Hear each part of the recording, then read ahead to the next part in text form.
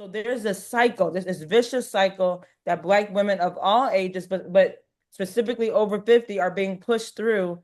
And then we either leave on our own, which normally means that we take a pay cut and do something else, or we're pushed out via FMLA or being terminated.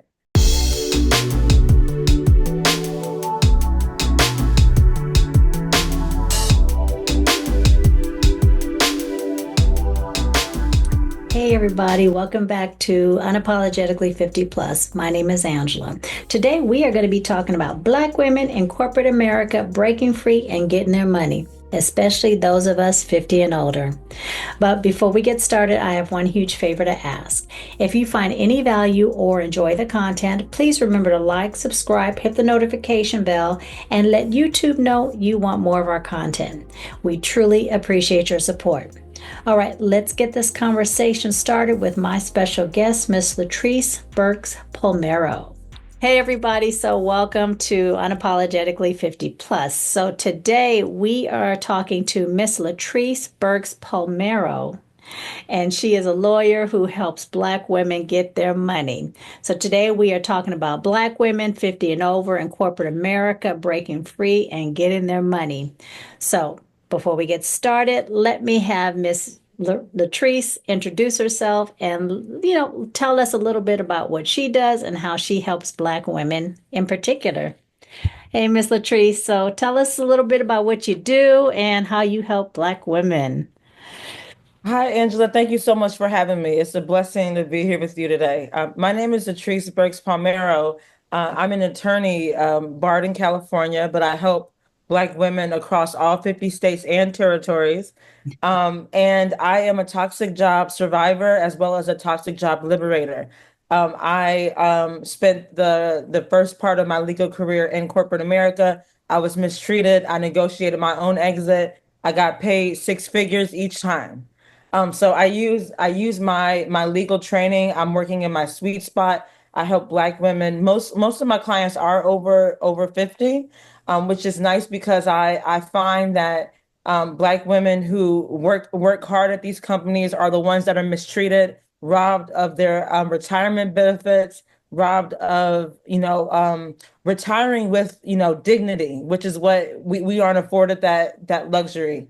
So I help Black women. A lot of them reach out to me. I draft demand letters that that kind of reflect their experiences at these companies. I negotiate their exit with their company to get them money, save their lives. Often, a lot of us are at these toxic jobs, and we are sick, and we're dealing with all of these like mental and physical illnesses, and it's no fault of our own. It's just the way it's designed. So I love the work I do. I tell people I'm working in my sweet spot.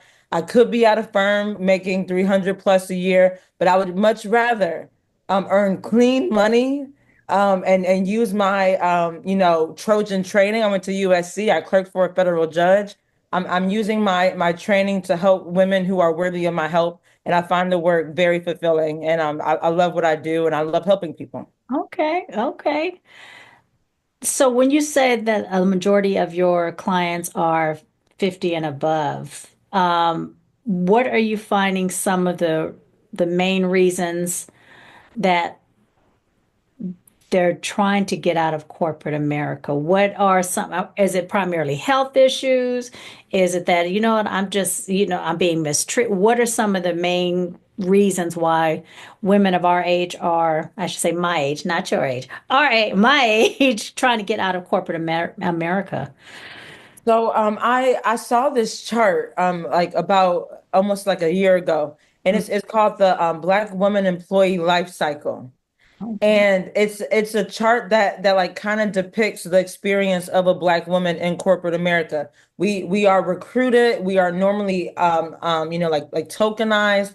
We come in. We want to do a good job. We do all the things we can. We are met with having our expertise discounted. We are met with uncompensated labor, training other people instead of being like promoted, stifle promotions, massage noir, which is like prejudice and like oppression of Black women. We are subject to like microaggressions, and we are often underpaid, and it doesn't matter what our like credentials are, because normally we have the best credentials. We tend to go to the best schools. We tend to have like great work experiences, but corporate America will find a way to treat us different. It affects our health, both physical and mental. We are also like like hyper monitored, and that like hyper monitoring leads to PIPs, which are like performance improvement plans, and those are usually precursors to being fired. I've seen that multiple times. I've had it with a few clients. Same here. Yes, it happens to us more than it happens to other people. So there's this cycle, this vicious cycle that Black women of all ages, but specifically over 50, are being pushed through. And then we either leave on our own, which normally means that we take a pay cut and do something else, or we're pushed out via FMLA or being terminated. But Yeah. most Black women can, you know, describe their story through that cycle. And when I meet with prospective clients, I send them that chart, and they say, "Wow, this is exactly what happened to me. I was tokenized in the interview. I worked really hard, but then my ambition was seen as a threat." Hmm. So when we want to do well, is we're treated differently in these ways. So I see it every day. It's a pattern. It's a cycle. It's no fault of our own. It's how the system is Okay. designed. So I'm probably, I might have this question already down, but I want to ask now while I'm thinking about it. How do you know if it's dis if you're facing discrimination, if it's not blatant? Are there certain trigger words? Are there certain how do you know? Because I know I've been asked before when I was going through some stuff, and they would the lawyer specifically asked me, well, were you, was it because of your age? Was it because of your ethnicity? And I'm like, well, I really don't know. Yeah. I can't say for sure. I didn't want to lie about it because I really didn't know. So is there any way that as women, as Black women, we can kind of pinpoint or listen for something in particular? Absolutely. So what's unique about Black women is we inherently fall into two federally protected classes on the basis of gender and race. Okay. Most of us fall in three or four. Like, so if you're a Black woman over 40 age, and you have a disability, either that started before you like took the job, or is a result of being in that toxic environment. Both apply, and both warrant accommodations from your employer. So we inherently fall into, and the way that we know if like discrimination is underway, is if we're being treated differently than everyone else, and that's enough legally to hold like companies accountable. If you are a Black woman are told to do all this extra work without being properly compensated, that's discrimination. If you are a Black woman at work and you're being hyper monitored, like, and no one else is, your work is under scrutiny, no one else is, that warrants discrimination. If you are a Black woman and you have experience, education, yet you are still being passed over for promotions, that warrants discrimination. So like that's how we treat it. Legally, we actually call it desperate treatment, which is like different treatment. I'm being treated differently on the basis of my race and gender, and normally there are more. Most of my clients fall in at least like three of those. It's Black women over 40. That's three federally protected classes. That means that the more classifications that apply to you, the more you can hold your toxic employer accountable when you are trying to get out. Okay, okay. Let's talk about uncompensated labor. So, how does corporate America rely on the unpaid emotional and diversity labor of Black women, particularly those of us over 50? And what are some of the long-term financial and emotional consequences? It's a very good question. And there's a movie that came out about a year ago that not a lot of people saw. It's called the Life of a Magical Negro. And what that means is, I don't know, you probably heard of it. I'm like butchering the like title at the moment, Yeah. but it's basically what the movie depicts is in corporate America, Black people do all of this like extra caregiving roles that we see in movies, and it's like we're always providing like emotional support to white Americans who are like insecure in some way or another. And Right. that can be peers, and that can also be like managers. And now how I hear a lot from my clients that they find that they have to make themselves smaller to make everyone else comfortable. And I think that that's a huge part of it. When it comes to like uncompensated labor for training, a lot of Black people work really hard to be good at our jobs. And society recognizes that, but doesn't want to compensate us for that. So normally what that looks like, you are the, like go-to person for XYZ. When they bring in the new, white boy who doesn't know anything, they'll send him your way and you Right. train him, and one day he becomes your boss and you've been there longer and your resume is better than his, all of it, right? Mhm. But they, and you want to talk about the like financial aspect of that. Even though you have all of these skills that they value, they don't want to compensate us for the value. So we don't, our money doesn't match our work most of the time in corporate America. That's what I've Right. seen a lot. And how emotionally, how does that impact us? It makes us feel like we're on a plantation for the most part. Like we're the help. Right. And corporate America treats us like the help, but we don't get paid. We're not compensated properly. So it makes us feel, it affects our self-esteem, and we begin to question ourselves. Well, am I really that good at this job? But they keep sending people my way to be trained and blah blah blah. And we begin to like question our own self-worth. And it's never about us. It's just the way the system's designed. Yeah. How has systemic inequities, excuse me, in corporate pay, promotions, and benefits affect? How does it affect our retirement? So it normally, so, if you've been in a company a long time and you've been, working really hard, it normally starts at recruitment. And this is what I'm hearing. A lot of my clients and like prospective clients that I speak to, when they interview, the like company might post online, here's the range for this position. When we interview, they normally offer us less than that range. And when we inquire, they'll make up some excuse as to why we're not being paid that advertised rate. And as a result, like when it comes to bonuses, when it comes to like review and all these things, all of those things add up over time. But if you're already set at a lower amount, at a disadvantage, that means that you have less to retire with. What I'm also noticing for my clients over 50 is that some of these like toxic employers won't even allow you to retire with the like dignity that you deserve.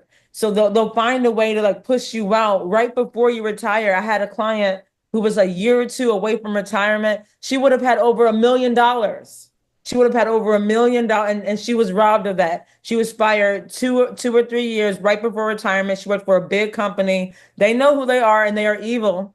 Um, and she was robbed of those hard work, those hard earned benefits. She'd been there over 20 years. She was robbed of the dignity that she deserves, and I'm noticing that happens to a lot of Black women over 40. So we're Were just you robbed. able, were you able to help her? I mean, Absolutely. No, she definitely, she got, they offered her one amount. Um, when they wrongfully terminated her, that didn't cut it. We got her much more. And she's able, I think she moved abroad not too long ago. And that's what I nice. tell my clients when they sign up with me. I tell them, think about what you wanted to do before this like toxic job, like, told you who you were. Who were you before you took this job? What did you want to do before you took this job? Because now you have free license. Being pushed out of a toxic place means that you're a good person. Yeah, yeah. Oh, that's And good it for her. Good. I'm glad she was able to, like you said, get her money. So, So layoffs and disability discrimination. So how does corporate America target Black women, especially of those on disability or medical or with medical accommodations, like for instance for layoffs, and what legal protection or policy changes are needed to prevent this? That's a very good question, and I see this all the time. Many of several of my clients went on FMLA and were either fired while being on FMLA or were a part of a layoff while on FMLA. Now that's um, it's illegal in most situations. You're actually not supposed to. Another thing I'll see, like before I continue on there, I also see that when women come back from FMLA, they're treated differently, and then they're still pushed out on the back end. So sometimes I think FMLA is good if you want if you go on FMLA and if you talk to me or another lawyer, we can help negotiate your exit while you're on leave, and that tends to have a better outcome, I've noticed, than if you go back after leave. But what I'm noticing is Black women are punished for prioritizing our health and Mm, taking that leave, yeah. either while on it or soon thereafter. And I think like society needs to change on that aspect. But until then, if you have strong facts that like before you were on leave, you were subjected to desperate treatment based on your race, gender, and age, Mhm. that's when I step in or another lawyer steps in and we can negotiate your exit while on leave or thereafter. So like when you are discriminated against for taking leave, there is legal recourse for you. Oh, okay. Okay. So this is the one when you and I were talking, and I Uh-huh. was like, I dealt with that. So the PIP Yeah. and the performance improvement plan, how is that weaponized against us? Especially, I mean, I wasn't 50 yet at the when I had my first PIP, but how does it really impact Black women over 50? Yeah, so what I'm noticing, and I've seen this a few times, I've had a few clients that I've negotiated with awesome success that were placed on PIPs. Um, so there's a few things I'll say, but I'll start here. So normally PIPs are correlated with some form of retaliation. I normally tell my client that PIPs are rooted in abuse of power. So that normally means that you demanded to be treated fairly. You spoke up about something. You like there something happened, Mm, right? That led to that PIP. And PIPs, in my professional opinion, are normally the precursors to being terminated. I've seen it multiple times. okay. They'll and remember when I said earlier about that cycle, hyper monitoring is on that cycle, that Black women employee life cycle. A Mm, PIP gives your toxic boss license to hyper monitor you. And here's the thing, if you're being hyper monitored, it's of course likely that they'll find a mistake. We're all human and we all make mistakes. But when you're being hyper monitored, hmm. there's license to fine tooth comb everything, and then that's a license to push you out. So I've negotiated with success retaliatory pips, but it definitely is weaponized against us, especially Black women over 40. I've seen that a lot. Um, and it's a way to like push you out, but there is legal recourse when you can attach some like retaliatory action to the PIP. They are illegal. Okay. Is that so? Is that so? When you say okay, the retaliatory action, does that also is tongue policing a part of that retaliatory Absolutely. retaliation? That happens to us a lot. Absolutely. Yeah, yeah. I know for me, not in this previous job, but one before that, Mhm. I was told, well, you need communication courses and blah blah blah, and it had nothing to do with what I was what I was saying. It Yeah. was how I was saying it because they felt that it was, threatening or I wasn't speaking in a tone that was pleasing to their ear, basically. Because I would go to my, my coworkers who are Black women. I say, okay, this is how I said it. And they know how I talk. Just like Yeah. I'm talking to you now, that's how I would talk to my supervisors. Mhm. And my whole thing is I understand that there's supposed to be this hierarchy, and this was all used to get me in trouble with my mother. But I also believe that, especially as two adult women, Yeah. you are going to respect me. I don't care what your hierarchy is. You're going to respect me just as you want me to respect you. Mhm. And if you can't handle how I'm talking to you just like I would talk to my coworkers, that's not my issue. You need Yep. to get off and stop being so fragile and stop, Yep. that fragility and just understand this is my tone and this is how I'm talking. It's not disrespectful. It's just that you're having trouble hearing it or you don't like the way it's sounding in your ear, so you feel or you look at it as being threatening or disrespectful. And so, yeah, I got a lot of tongue policing in my day. Yeah, and I think it's an old racist trope, Angela. It's Mm, the old racist. So it's just like I've had white male supervisors yell. I've had white male supervisors throw things, and like back in so they're allowed. hey, And even white women are allowed to even weaponize their tears. When a white woman starts crying, the conversation is over. It doesn't matter. It doesn't matter what you said or did. She's crying. You are the bad person. right. And I But think it's like royally unfair. It's rooted. I think that type of tactic dates back to slavery, really. It's like mm, black confidence is seen as a threat. And it's like, why can't we be confident in peace? And why can't we why aren't we entitled to respect either? It's just right. kind of it bothers me, but But how does the tongue policing impact, impact our growth and impact our mental well-being? How does that impact us? it makes us feel small, unheard. It makes us question our own ability. It really affects us mentally, and I've seen Mhm. it. Okay. Yeah, Now, have you, um, do you also work with men or is it I just do. okay? Yeah. As So what I tell people, Black women are my like primary client base because I have a soft spot for us, but mm, I do care tremendously about our counterparts. yeah, Black men deal with workplace discrimination too. I have a few black male clients, and they face similar things, but I think okay.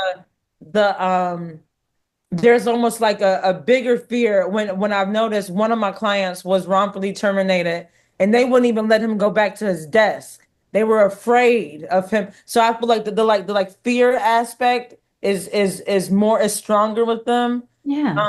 And it's rooted in, slavery really. It And all that's goes it. back to it. I'm gonna say that's interesting because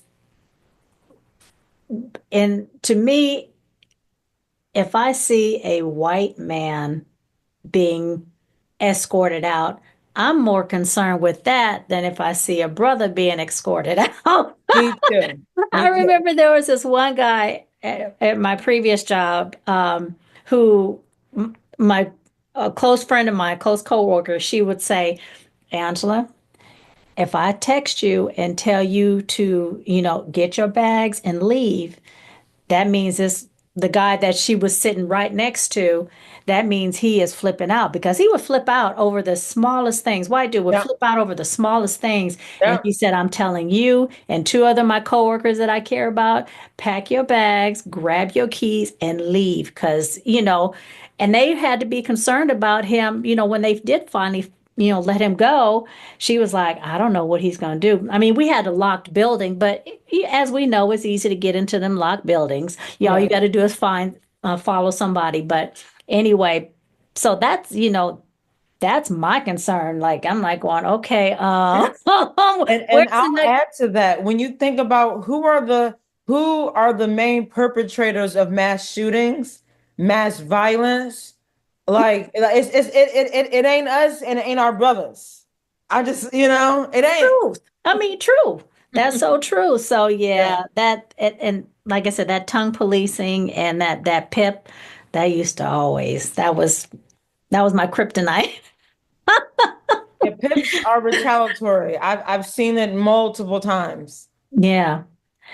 So discrimination from our counterparts, or I shouldn't say our counter, but other Black folks. Yeah. So how does that discrimination within our own group of people, how does that manifest in the workplace? Because I've had it happen to me Yeah. where the person who I thought would have my back, Uh-huh. they were like, nope. And I was like, oh, okay. I didn't see that coming from from my coworker or my supervisor who happened to be a Black woman. I was like, oh, okay. So what does that look like? And Yeah. how does that really impact, especially if that's, you're looking to this your supervisor who might be Black or a Black coworker, and you find that, they didn't put a knife in your back. Mm-hmm. So how A does, few things to say about that. So the first thing I'll just kind of give, I have this statement. This is what I tell people.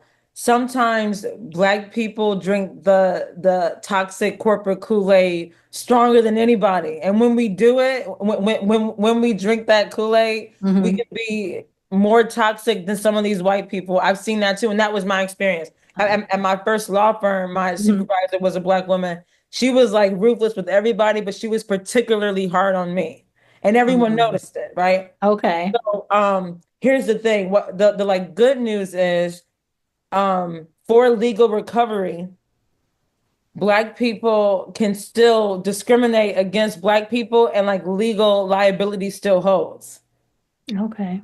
which Is it which is good for us. So it's just like so if that happens to you, you can still argue that you're being treated differently based on your race and gender, even if the person doing that is Mhm. Black. Is it harder to prove though? It's not. I found that it Oh. isn't, Oh, okay. especially if there's evidence that they're treating the white people differently, more favorably. Yeah. Yeah. If you have a point of reference, absolutely. Okay. It's sad, but you like think about the like, the that's by design too. It's by design that Yeah. they have people like that, and it's like they'll use those people. Oh, well, so and so is doing well here. That's because so and so drank your toxic Kool-Aid. But the discrimination's still there.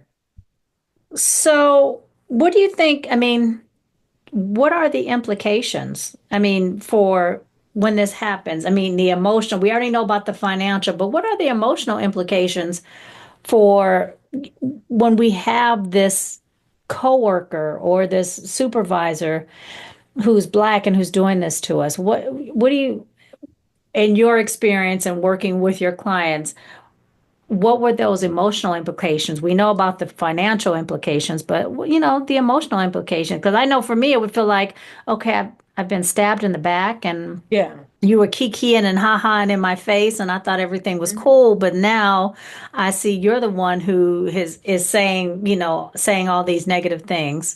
So what has in your experience, what have been some of the emotional implications for your clients when this has happened?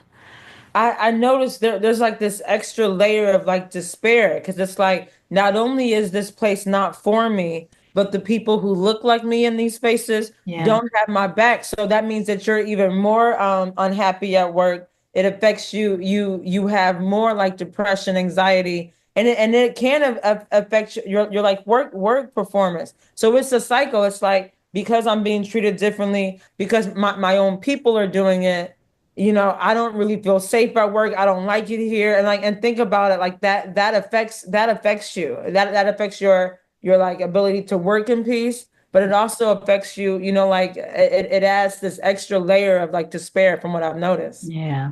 Okay.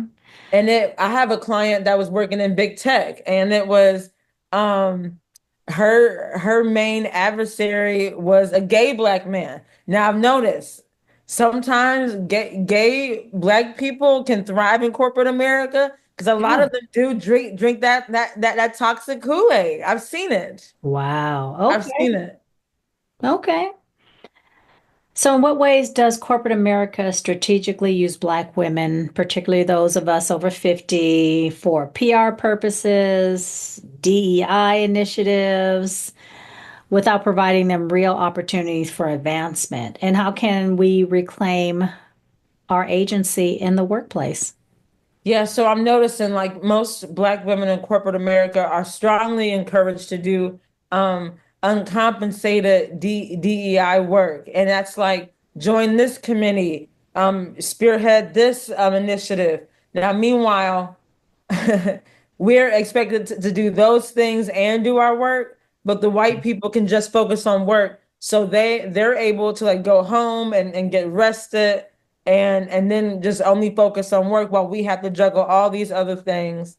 And then even when we do the like extra things that we're encouraged to do, when it comes to promotion, when it comes to advancement, when it comes to professional development opportunities, we're still passed up. So it's like a lose-lose. It's like you're doing all of this extra work, and what you can do is, kind of and I think this like, anti-DEI push that we're experiencing, I'm hoping will alleviate some of that. But in the event that it doesn't, it's okay to say, I appreciate you referring me to this, this program. I have a few other things going on, and I don't think I can properly give that program justice. If it's okay, I'm just going to focus on my work. If they retaliate against you for taking up for yourself, whether that's being hyper monitored, putting you on a pip, whatever that is, because Mhm. you spoke up, then that's when you should talk to me because we have a problem. We have you can, attach legal liability and like Yeah. exposure to that for, I'm treating someone differently on the basis of race by encouraging them to do extra work that's not compensated. Now, have you seen an uptick in your folks coming to you since all this DEI elimination has been put into place? I have. What I'm noticing is firing Black people is hot right now. Yes. It's hot right now. And that's okay, go ahead. I You just know, please, whatever. Yeah, no, I'm I sure. guess I just don't what I don't understand is how they can get away with that.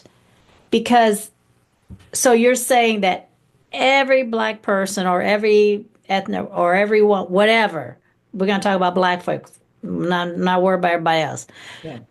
You're trying to say that every Black person that you hired in this company, hypothetically, was a DEI hire. So how are they actually getting away with this? If, say, for instance, this person is a great, never had any problems, never had any pips, great worker, has had, every review, throughout the years have been, whatever their scoring is, but has had a high score. How are Mhm. they able to get away with this just by saying, well, DEI has been eliminated? So you're telling me every person that you've hired is a DEI hire? What? I don't. Yeah. So here's the thing. When comparing resumes and when focusing on merit, if if corporate America truly cared about merit, there would be more diversity in corporate America. Here's Right. what happens.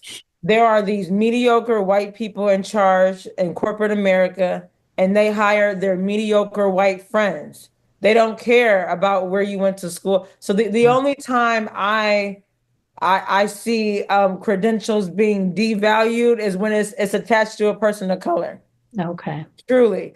And also with respect to, firing Black people, what I'm noticing, there are several of my clients have been subjected to mass layoffs. So I feel like that's how they're able to do it legally. But again, if you have evidence to suggest that you spoke up, you are being like retaliated against, and you being a part of a mass layoff is rooted in that, you can still recover legally. Wow. Okay. But it's And happening a lot to us. so to going back to proving, is it something that you need to have written down? I mean, how do you prove that? Just by saying, well, this is how I feel isn't enough proof, I'm assuming. So, Right. what type of proof do you actually need? So yeah, so about proof, yeah. So I like to tell my clients, like you have to be your own historian at a toxic job. So, document everything. What I said on my YouTube channel that like important conversations are taken off record for a reason. So one of the things that you can do for yourself is when there's a phone call where some, shady-ish went down, follow up that shady phone call with the email. On this call, you said this and blah blah. I wanted to follow up on that. If you bring a phone call to email, it's officially documented, and they don't want that. But then also, screenshots are your friend, is what I normally say to clients. So you do have to be your own fact finder. You do have to be your own historian, but also just knowing what happened, and like paying attention to patterns and being treated differently, and like talking to, it's good to have at least one like white friend at work, and then they don't have to be your real friend, right? Because you don't have any friends at work, Right. but you can have at least one person who is willing to like tell you, oh, my salary is this, like what's yours, so you can know if you're truly being undercompensated. That's Mhm. normally like, and I remember, I'll just anecdotally tell you, at my first law firm, I found out that I was being underpaid my first year. It wasn't until one of the other little like white girl associates down the hallway told me that her salary was more than was just was around the same as mine, and I clerked for a year and I was a year above her.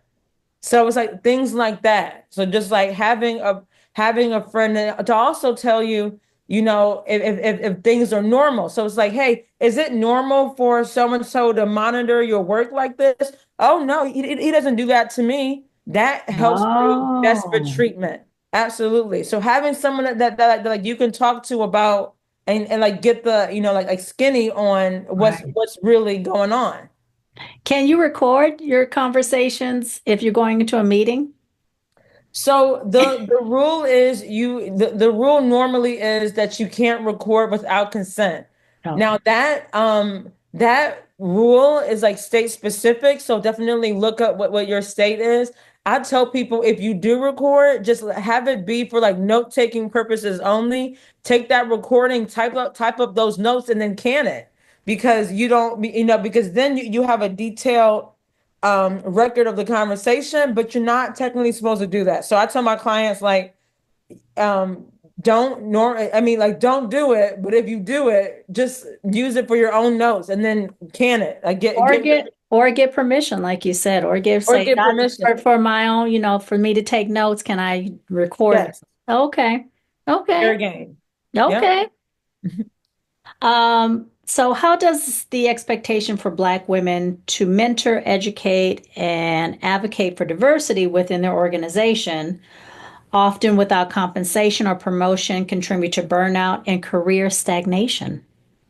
Yeah, I see that a lot. So there's this, I think it goes back to this, like, like mammy mentality. It's like, and it's not necessarily us. I think there are a lot of good faith Black people that do those things, that mentor, that educate, that advocate, because people did it for them and they feel like, oh, it's my turn too.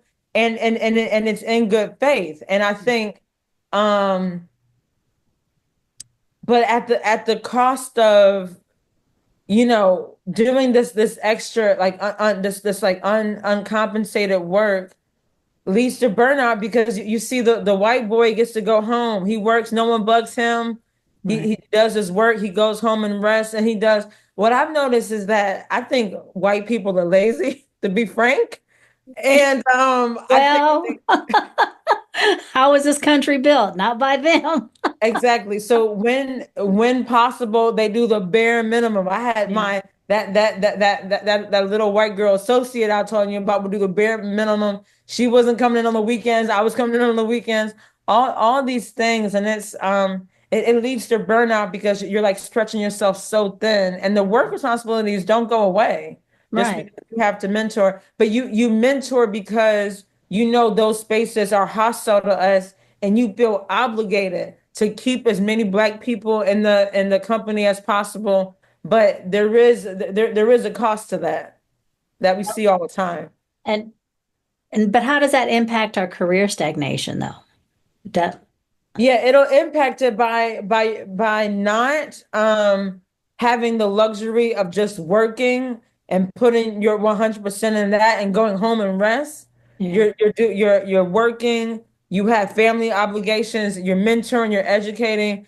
That could affect your like work product, which leads to burnout, which I think hurts us when it comes to like promotions, and they'll find a way to like okay. nitpick at our work Right. because we are stretched so thin. Right. You're set up to fail in a lot of ways Right. by And being asked to do all this extra work. right. And like you said earlier, you're kind of damned if you do, damned if you don't, because if you say, well, you know what, I really don't want this project, because that has happened to me. I was like, Yeah, I really don't want this project. I want to focus on, getting my work done. Then Angela, well, you got to do these extra projects in order to blah, blah, blah. And, to get a promotion, okay, well, then I'll do the extra, I'll go ahead and take on one extra project, yeah, but never saw that promotion. yeah. So, okay, yeah, that And makes then sense. you get labeled as not being a team player. You already Yes, know how they talk, right? yes, So and so isn't approachable. So and so isn't a team yes. player. It's like shut up. Like, All the, can I just work? So it must be it's interesting because clearly you've heard these same scenarios over and over again. So it must be a corporate playbook out there. These are the terminologies that we use. You're not a team player. You're not approachable. I got that a lot. You're not approachable. You're not a team player. Blah blah blah. In order to, you got to go above and beyond in order to, get this promotion. It's like okay. So it must be there must be a playbook that every corporate, Yeah, corporate place, corporate in corporate America that they use, and it's interesting that the like my husband would say, the names don't change. yeah, It's just the same rhetoric yeah. throughout corporate And America. the most sinister thing is, Angela, it's not written down. That playbook that you're talking about totally Oh, exists, but it's not written down. no, These no. white people across all companies, sectors, etc., are using the same language that when it comes to devaluing, mistreating, pushing out Black women, Black people, to be frank, same. And here's the thing: Black people aren't allowed to be introverts in corporate America. Now, I'm an introvert extrovert. I have traits of both. When I'm focused on something, I'm not Miss Bubbly, blah, blah, blah. I'm focused. What I've Focus. noticed when I was at my law firms, me being focused was seen as rude. And I was like, oh my God, like why can't I felt like why is my focus? And I would get questions like, are you okay today? Da, da, da. And I'm like, oh yeah, I'm Yes. fine. I'm just focused. Thanks. It's like Right. We have to over explain ourselves for no, which makes no sense. Yeah, happens all the time. happens all the time. So, why are Black women often placed in leadership roles only during times of crisis? When we're tasked with cleaning up, dealing with dysfunctional teams or failing departments, and then discarded once everything is back to normal, everything's great. Yeah, what I'm noticing is Black women are corporate America's favorite scapegoat and favorite workhorse. So when you were asking about this mentoring, educating, advocacy, that's part of that like workhorse narrative.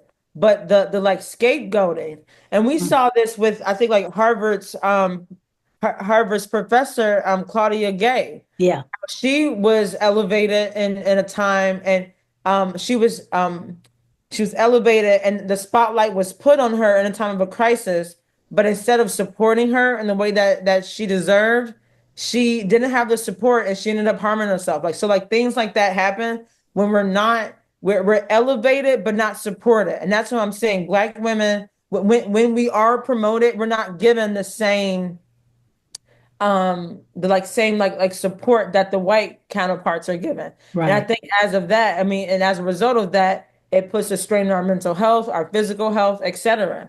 So it's just the question is why, and I think it's because we're America's favorite to exploit, to be quite frank. Yeah. Yeah. Yep. Exactly. Yeah.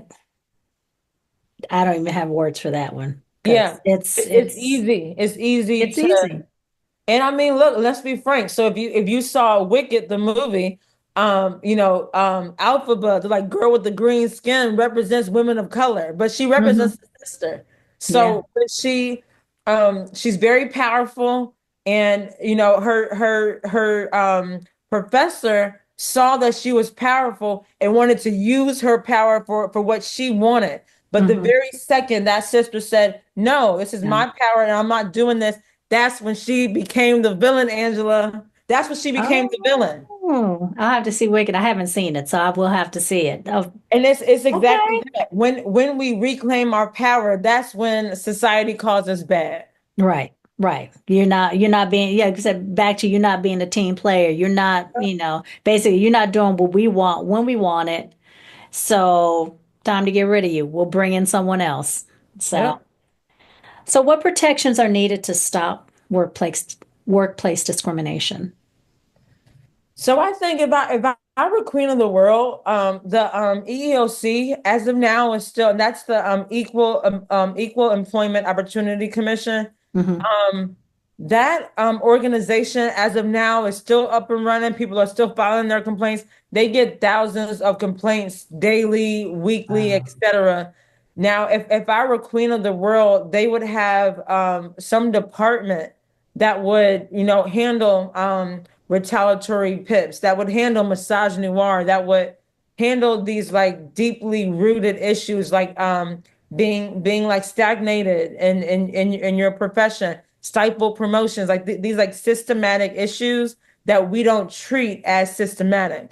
Oh, So if I were queen of the world, there would be like an arm of that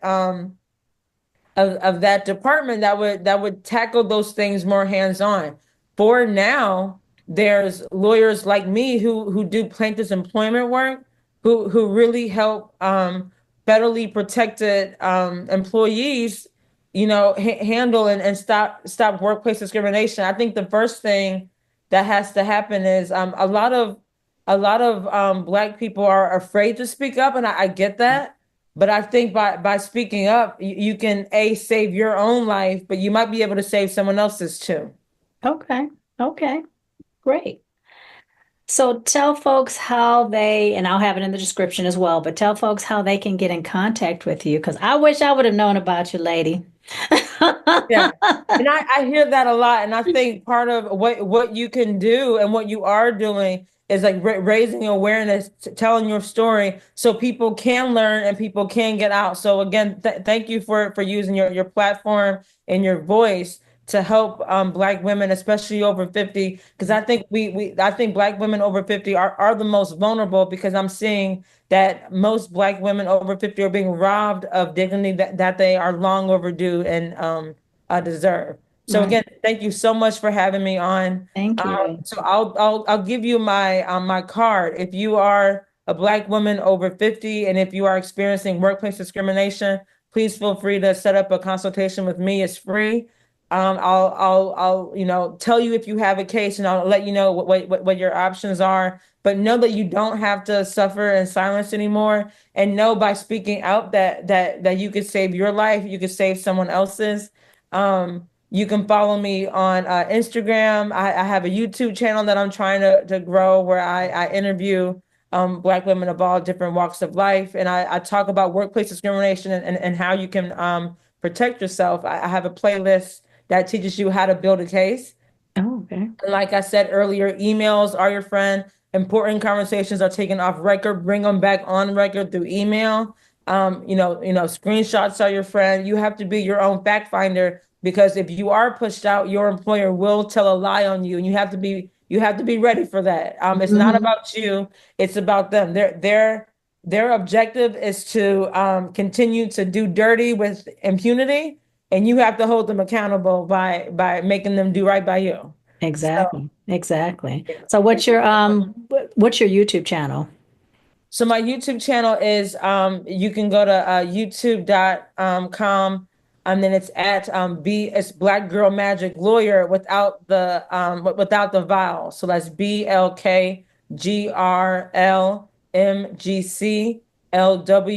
BLKGRLMGCLWYR. So Okay. Black Girl Magic Lawyer without the vowel. So Okay. definitely check me out. Yeah. Yeah, I'm And so again, it'll be in the grateful. description below. I'll make sure I put it in there. So thank you again, Latrice. I truly appreciate you Angela. coming on. I would love to have you on because this is a conversation that needs to continue. It's not a one and done conversation because you're right. We are, excuse me, we do become afraid to speak out because we figure, well, if I speak out, I don't have a, what if I don't have a case and I'm speaking out and blah, blah, blah. So that's good for someone to call and contact you, do a consultation. Maybe you'll have a great case. I mean, Yeah, it sounds like you know what you're doing. So, thank you. get your money. Yeah, Get your money so you can retire and maybe move to move to another country and enjoy your life. So, thank you again. Please remember to like, subscribe, hit the notification, check out Miss Latrice, check out her YouTube channel, and give her a call if you feel that you are being discriminated against and get your money. So you deserve to live in ease. you do. Yeah, Life you doesn't have to struggle. right, especially if you put in 50 or more years of work in or however many years. But if you're in your 50s, you've put in some time at work. So, all right, y'all. Thank you again for joining us, and I will see you again real soon. Thanks, Angie. Bye.